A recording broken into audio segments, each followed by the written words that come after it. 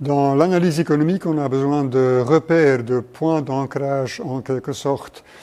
Les économistes appellent ça des faits stylisés. Il s'agit de schémas récurrents avec des relations entre variables économiques ou encore entre variables économiques et les marchés financiers.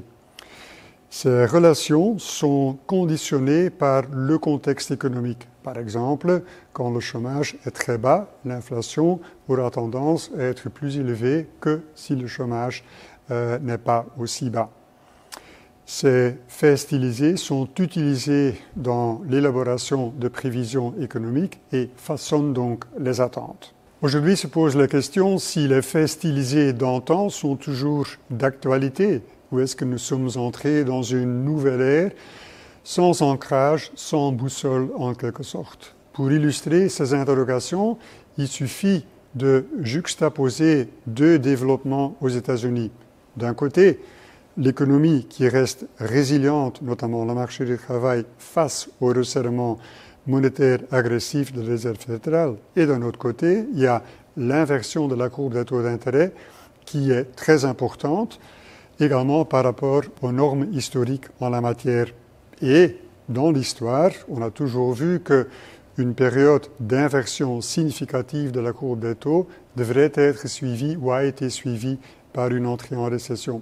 Pour l'instant, il n'y a rien qui pointe vers une récession immédiate. Donc ça montre quand même que l'économie a fortement évolué par rapport au choc de taux d'intérêt auquel elle a été soumise. Alors quels sont les facteurs explicatifs ? Il y a un élément qui est très important, c'est que nous avons vécu des chocs d'offres qui sont assez atypiques, mais ces chocs d'offres ont eu comme conséquence que le carnet de commandes des entreprises est toujours très bien garni. Donc en fait, les perspectives de production des entreprises restent importantes. Un autre facteur qui joue, c'est que dans plusieurs secteurs, toujours, il y a une demande refoulée. On peut penser au boom dans le secteur du tourisme et des loisirs. Autre élément de soutien à l'activité, c'est bien évidemment le soutien du revenu qui a été introduit pendant la pandémie. Et puis, ne l'oublions pas, il y a l'investissement important lié à la transition énergétique et ces investissements constituent un vrai soutien à la croissance économique. Face à ces constats, on peut se demander si le monde a fondamentalement changé, s'il y a un changement de paradigme ou si les anciennes lois comportementales ont temporairement disparu et referont leur réapparition dans un avenir proche.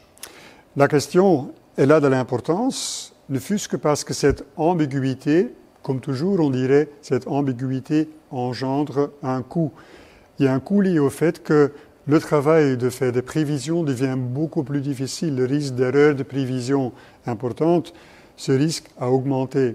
Il y a une nécessité aussi d'être humble et de se rendre compte et de communiquer sur ce point des limites du travail du prévisionniste. C'est un point sur lequel insiste beaucoup Christine Lagarde, la présidente de la BCE, qui considère que cette humilité est un élément qui va crédibiliser davantage le travail d'une banque centrale. Et puis, il y a également des conséquences de cette ambiguïté pour les marchés financiers, parce que les investisseurs dans les marchés financiers sont également face à cette interrogation. Est-ce que, par exemple, la relation historique entre inversion de la courbe des taux d'intérêt et récession sera rétablie ou pas?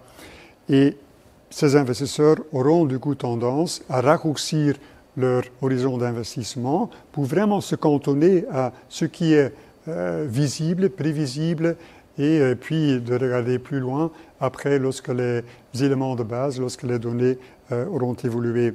Et dans cette attitude de raccourcissement de l'horizon d'investissement, il y a donc également un vrai risque d'assister à une volatilité accrue des marchés financiers. Je vous remercie d'avoir regardé EcoDV Week cette semaine et je vous invite à nous rejoindre à nouveau la semaine prochaine pour une nouvelle émission. Merci beaucoup.